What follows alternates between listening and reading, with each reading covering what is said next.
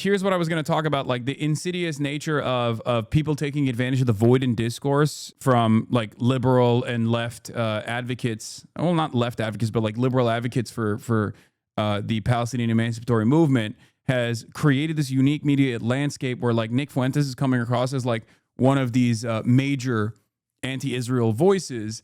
And I think he recognizes that because, look, part of the reason why I don't cover Nick Fuentes is one, because he has been for a very long time utterly irrelevant, unfortunately, has been platformed and revitalized his career directly as a consequence of like hanging out with Molestany, who openly talked about how he gave him a lifeline. And then, you know, going all the way to like hanging out with Kanye and even dining with the current president. But ultimately, the other reason why I don't give him any,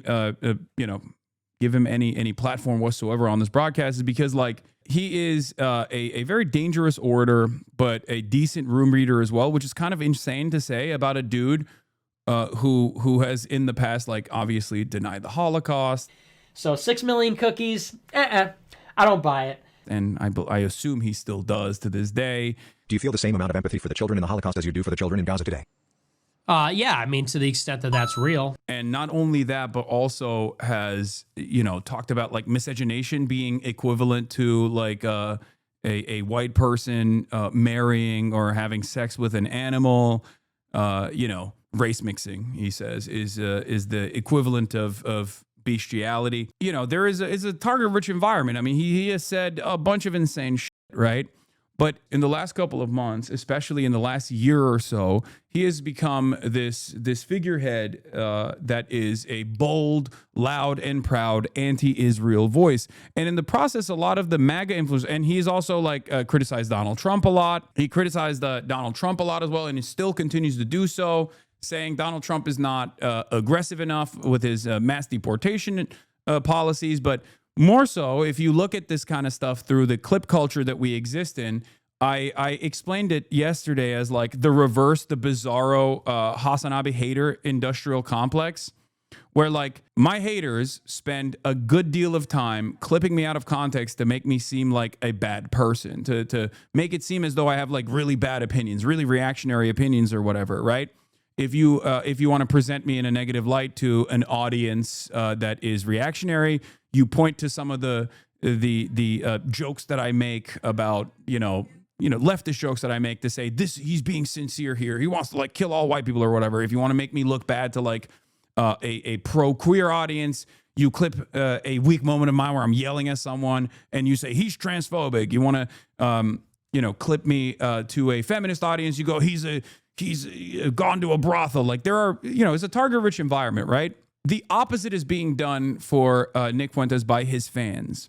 If you see him just online, and this has happened with like the Dan Bilzerians of the world as well, like many other content creators have been able to take advantage of the clip culture, the clip culture environment that exists by basically presenting themselves as like much more normal political figures that are like, if you watch him off of just clips that his audience is like pumping out on TikTok and on Twitter and whatnot, you would think he's like a left guy, you would think he's like left wing, because like some of his commentary unironically comes across as progressive. And I think it's disingenuous. And I think he's doing that deliberately to basically farm a bunch of liberals who are anti-Israel to see him in a different light. This clip actually is a perfect example of what I'm talking about because it features the turning point in it as well.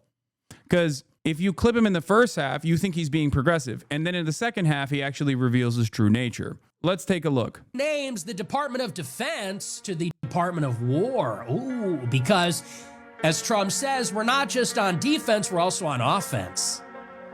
Sounds a lot cooler. And I don't know about you guys, but I'm just getting so sick of the slop, man. I'm done with the slop. Is that all this administration can do? It seems like this administration does two things. It renames existing things, like the Gulf of Mexico, like the Persian Gulf, like military bases, like the Pentagon. It renames things, Hasan, what the fuck are you doing, bro? Do you not understand what I'm doing here? I'm showing you a clear-cut example of how he presents himself from a clip that actually then shows his true nature. Because if you cut this clip at the halfway point, which many people do, right? Many of his fans do, you will your takeaway will be very different. Okay, your takeaway will be, oh, this guy seems like he's anti-Trump and he's saying the same shit that I think. I'm explaining to you how propaganda is conducted. This is how historic fascism has operated as well, not with 30-second clips, obviously, but historically, fascist movements have started off masquerading as left populist movements. Left populist movements for who? The designated in-group. Whether it be, ironically enough, Israel in its inception, which was supposed to be this socialist project, but for the chosen people, or whether it be Germany's National Socialist Party. The Nazis wanted to do socialism, but for the Volk, the chosen people, the Aryan people. Except they weren't really invested in socialism at all. They just used the momentum and the popularity, the existing popularity of left populist statements. That's it. It is a way to package a nefarious agenda that is inherently violent and also directly antithetical to any sort of socialist development. Mussolini, yes, Mussolini was literally a Marxist revisionist. Exactly. Here, listen to the first half and then listen to the second half. This is the reason why I pulled this clip is because it shows how he presents himself and what his actual real opinions are. And it polices anti-Semitism. You can't get your FEMA rescue money. You can't get your Harvard grants and loans. You can't get citizenship or a visa in America. Is that all this administration can do? We were promised revolutionary change. We were promised vengeance. We were promised a golden age. And what we're getting is renaming things, and like the ADL is on steroids. The ADL is taking steroids, they're looks maxing. That's all this administration seems to do. Cracker Barrel, who could forget? I mean, think about it. That's all this administration does. They came in, they renamed the Gulf of Mexico to the Gulf of America. Oh, they renamed the Persian Gulf to the Arabian Gulf. They should have named it the Gulf of Israel, right? Changed the names of the military bases back to Fort Bragg. Take that. And now this, they took the Cracker Barrel logo, brought it back to the original. Now we're changing the Department of Defense to the Department of War. And look, if the Trump administration was actually doing things, this would be a cool bonus. So, before you get to the last 30 seconds, look, the first 2 minutes of this 2-minute and 34-second video comes across like he's anti-Trump, and he's saying that like the revolutionary changes that he promised, like uplifting American lives and all this stuff is just fake, and he's just simply pro-Israel, and he's just jiggling keys in front of his base of support. And a lot of those clips, a lot of his community recognize now that there is a major audience for this kind of commentary coming from a guy who is a fallen fan of Donald Trump. And I see this a lot in the comments. People going, oh my God, I can't believe I'm agreeing with Nick Fuentes. I can't believe I'm agreeing with Nick Fuentes. I'm a black liberal and I'm agreeing with Nick Fuentes. What the hell is happening? That's what's going on here. He has been able to capture the attention of so many people. Him, Tucker Carlson, Candace Owens, many of these Republican right-wing commentary people on the independent media side have been able to capture the attention of so many liberals. And that comes from a void in the left flank. And it also stems from the reality that we are too predisposed with fighting against one another instead of ensuring that we have some semblance of messaging discipline on this issue. And also partially because the most moneyed side of the liberal media ecosystem is entirely pro-Israel. So when you do have a guy who is able to cut through the noise and develop a major audience online, someone like myself, they get tarred and feathered by dumb liberals and also even dumb leftists who believe the dumb liberals and the dumb Republicans. This is something that I tried to explain to people in the past where I was like, look, liberals, you did it. You did it. You successfully undermined your left flank. And in the process of doing that, of course, someone right-wing was going to rise up to the occasion and come across as a completely normal centrist, right? That's the Asmongold phenomena. The most consequential aspect of like the destinies of the world consistently coming after me for their own personal narcissistic vengeance quest has made it so that I have so many ridiculous claims that are completely made up about me swirling around in the ecosystem for all of the dumb apolitical people to tune into with a network of slop tubers that are constantly pumping out this kind of content that ultimately people that don't actually get any sort of critical examination of their commentary or their worldview get to rise up to the top. This is part of the reason why I have regularly maintained this idea that unless it's like literally someone being pro-Israel, I'm just not going to spend a whole deal of time attacking even liberal content creators. When liberals are more predisposed with attacking their left flank for demonstrating true anti-fascist principles, then of course someone who presents themselves as a centrist like Asmongold. You know you're fair and neutral if everybody claims that you're attacking either side. Yeah, and I think that's the reason why I cover a lot of the like controversial topics, controversial people, because I think that if I don't cover it in a fair way, nobody will cover it in a fair way. Is going to rise to the occasion and actually unironically build a momentum and an audience off of said liberals who now tune into him to think, well, he's at least better than Hasan. He's not dangerous radical like Hasan is. Meanwhile, Asmongold is also a pipeline to Nick Fuentes. This is it. So this message isn't for whoever you think it's for. It's not for like the molestiny type content creators. Okay, those guys are never going to change their behavior. This is for their audiences who do actually care about growing fascism in this country and have just been deluded into thinking that the most successful way to combat it is by attacking the left flank of the Democratic Party and assuming that people who are critical of the supposed left flank of American politics are actually critical because they have some sinister purpose behind it, because they want Donald Trump to win or some shit. I mean, this has historically happened post-World War II. It has happened leading up to World War II when fascist movements were growing. Liberals consistently engaging in appeasement for growing fascist movements out of fear that they're going to lose power, lose their grip on power, end up offering amenities and offering power to the fascists because they think they can just like wield some semblance of wield some power to I guess like maybe prevent full-blown fascist takeover. And it is a failure. It was a failure before World War II, and it has been an abject failure after World War II. That's why you see so many anti-communists end up directly, like anti-communist liberals, like Canada is a great example of this, like directly becoming a critical supply line for consistent fascist movements, because who are the most vicious post-World War II? Who were the most vicious and most successful anti-communists?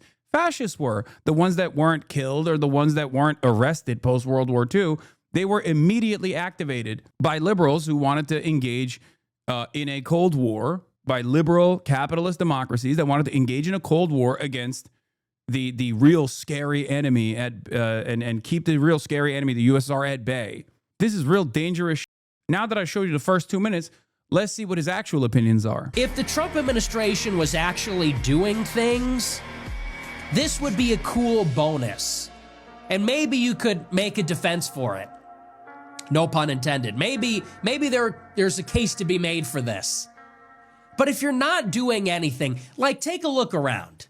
The deportation's not happening. The legal immigration will continue. 600,000 Chinese students. War in Ukraine is, if anything, it's getting worse. We do this every night. I mean, you get it. The state of this administration, it's not making as much progress as it needs to be. Yeah. Plays the first minutes, then you ask for 15 minutes before playing the last 15 seconds. Okay, brother. Yeah, I wonder why I did that. I did that to literally show you how this nefarious, cynical propaganda works.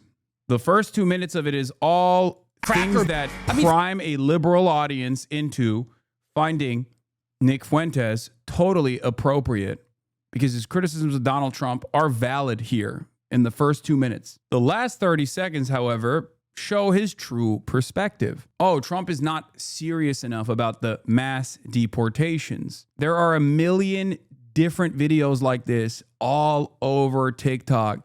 His fans are basically blasting this all over the timeline, all up and down the timeline, because they recognized that there aren't that many skilled orators that are actively communicating how fucked up the Trump administration is, especially with its like undying loyalty to Israel. And they are presenting Nick Fuentes as like an anti-Trump possible progressive figure. It's crazy. Meanwhile, I don't think his opinions have changed at all. This is what I mean when I say the danger of like allowing Tucker Carlson all the way back in 2016. I wrote about this extensively. I talked about this extensively. Liberals were so predisposed with attacking the Bernie Sanderses and the left flank of their own party's base of support for being true progressives on a lot of economic issues, created an environment where there was a void in the discourse from the left flank, and this is broad. When I say left flank, I don't mean like literally these guys are leftists. I just mean like to the left of the Republican Party on the media ecosystem.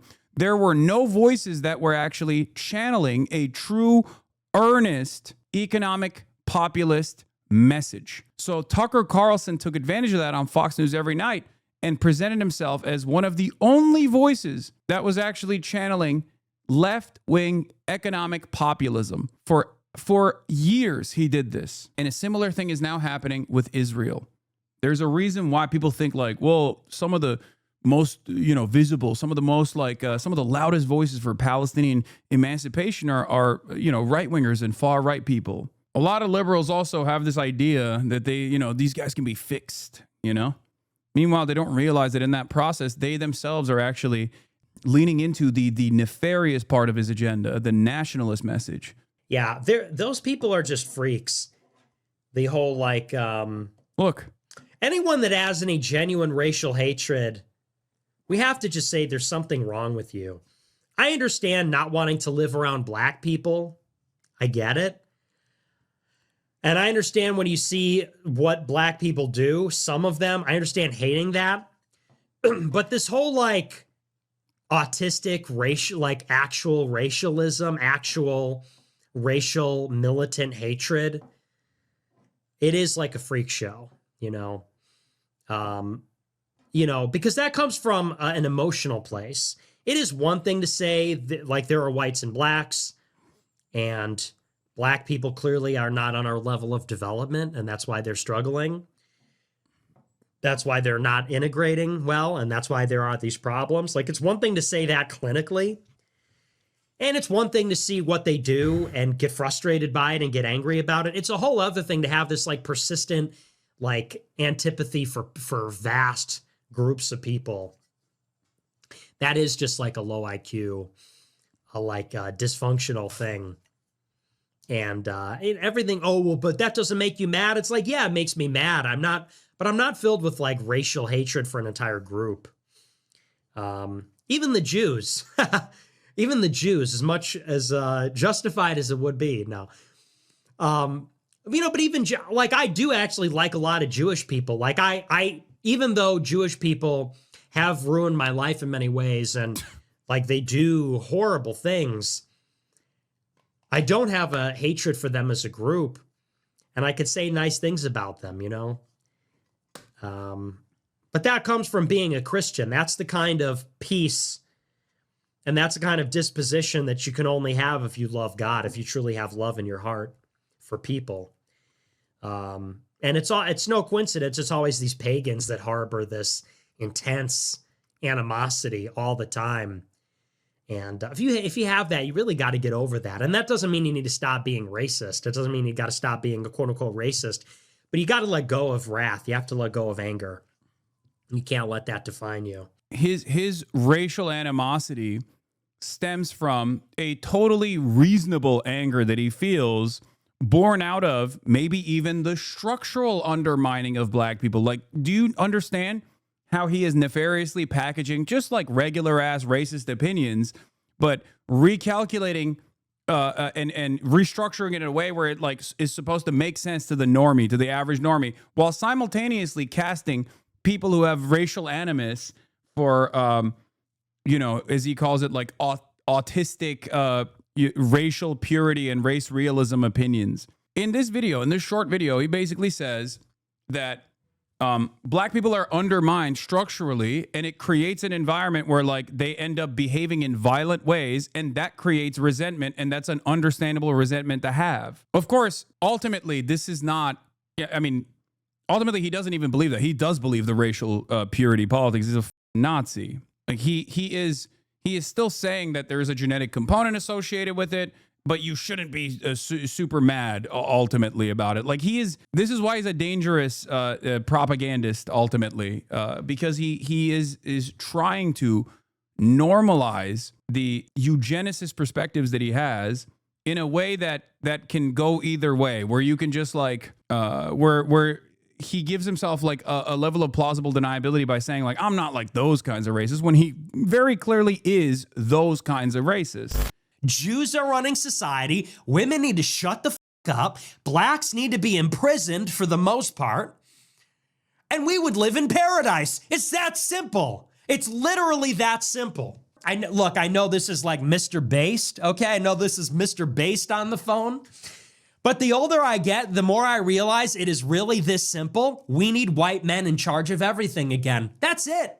And his entire community is that kind of racist. And of course, the hallmark of Republican thought is once again, always saying a whole bunch of debunked and insane nonsense and simultaneously packaging it as common sense. One example that immediately comes to mind is like one of these Nazis on Twitter that went viral a while back, which is, of course, it's always happening, unfortunately, was the idea that someone was trying to like do this like normalized racism argument, though, like who even actually is fond of their black neighbors. There was a Twitter post that went viral where it was like, oh, people that say they don't have like racist opinions have like never lived around black people. If you lived around black people, you would immediately realize why people hold on to these like racist resentments that people call racist, but they're not, all this shit.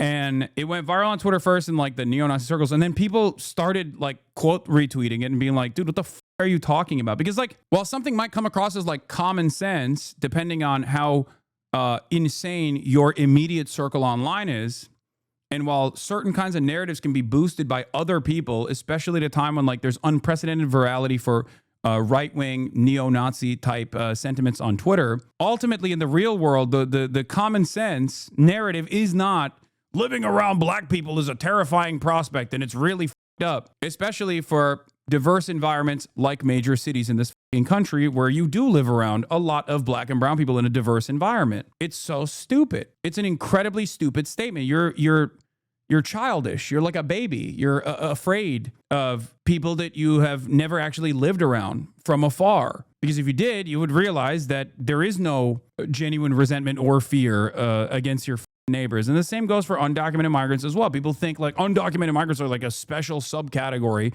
because they don't even realize that they're living around undocumented migrants with regular frequency. They're working in the kitchen, they're working at the grocery store, they're working at the poultry facility down the street. They're a part of your community. It's just that you have never encountered someone and know that they are undocumented. So you have this like false notion that they're all scary, a fear of the unknown.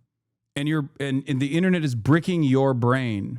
And many of these issues would be solved if you actually did live around these people. But my point is, ultimately, clips that you see of far-right neo-Nazi style figures like Nick Fuentes are becoming increasingly more dangerous at a time when there is a real need by the left, by liberals, for bold anti-Trump, anti-fascist voices. And a skilled orator is capable of taking advantage of that void in discourse by routinely undermining Trump, routinely attacking Trump from an understandable perspective, from a real genuine and valid point of critique to draw the attention and gain popularity and gain charitability amongst a broader audience, to then slam in and normalize this somewhat effective, dangerous race realist framework.